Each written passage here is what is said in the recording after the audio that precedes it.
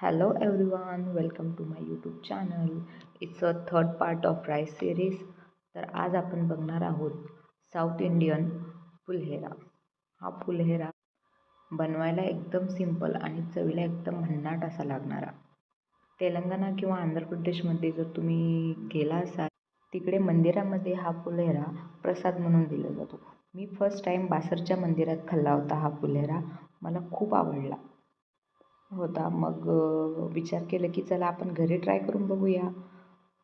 ही recipe एवढी simple आहे. याच्यात फक्त तुम्हाला चिंचेचा जास्त वापर करायचा आहे, जेणेकरून तुम्हाला एक परफेक्ट आंबूस अशी चव भेटेल.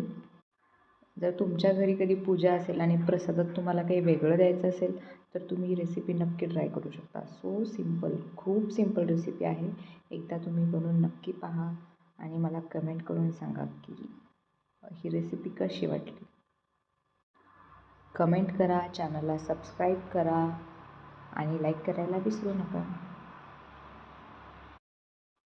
आपला पुलहेरा झाला रेडी.